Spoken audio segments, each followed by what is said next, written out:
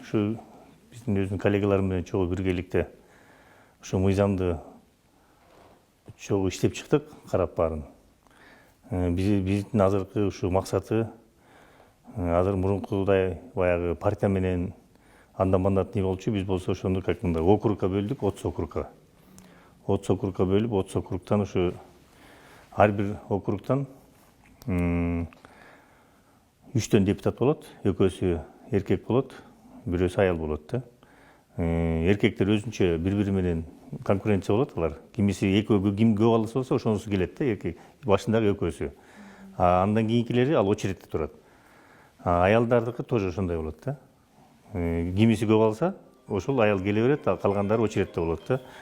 Очередте болгону бир баягы биз эме деп атабыз. Анткени буга чейинки баягы мамлекеттен көп шайлоо болуп кетпедиби? Ошондо көп расходдор болду. Анан ошол расходдорду биз сүйлөшүп атабыз өзүбүз. Шайлоо кылбай эле кийинки очередте турганы келе берсин депчи ошол. Эгер бирөөсү баягы ар кандай кызматтарга кетип калышы мүмкүн. Ошондо артындагысы келе берет да бир жерден. Кайра шайлоо болбойт. Шайлоо бир эле болот да ошондой. Бул дагы 5 жылга шайланат болду. Ошо менен кайра шайлоо кылбай ушундай кылалы деген биз чечимге келдик. Эмени. Андан кийин мунун максаты биз эме кылып атабыз да. Бу жерден эми баягы гендерди билесиздер да, аялдардын немеси. Бу жерде баягы 30% кем болбосун деген бар да. Ошон үчүн бу жерде 30 округка обязательно 30 аял келет. 30 округта мындай болот. 30 округта бу жерде партия жоюлган жок.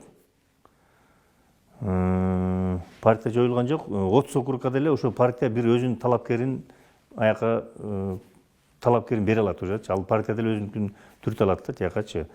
Бирок бир партиядан бирөө эле болот. Бирден партиядан жанагы коррупционный эмени жоюп атабыз. Баягы ал мурун партияга киргенде акча беришчи эмес беле? Партияга берип, мисалы, биринчи месттен 10-га чейин, 10дон 20га чейин деп эме акча төлөп, анан списокко киришчи. Ошол жоюлуп атат. Бул өтө жакшы. Анан мен ойлойм, кийинки баягы акырындык менен кетип отуруп, ушу 30 аймак болсо, 30 аймак, азыркы жанагы ар бир райондордо акимдер бар да. По идее, аларды дагы жоюш керек да. Губернатор дегенде жоюш керек. Мен ойлойм, ушу 30 аймак, ар бир аймактын башчысы болсо, мисалы, жакшы болмок да негизичи. Аймактын башчысы. Ал президент менен иштемек, премьер менен иштемек, биз менен депутаттар менен иштемек. Ошол 140тан бөлүнсө, ошол аймактын башчысы болот да бирөөчү. Буга чейинки келген журналисттердин баары суроо берип атышат.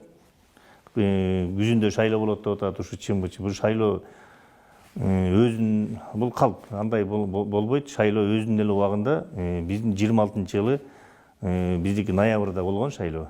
Ошол өзүнүн убагында эле шайлоо болот. Депутаттардын шайлоосу да өз убагында, президенттин шайлоосу да өз убагында болот.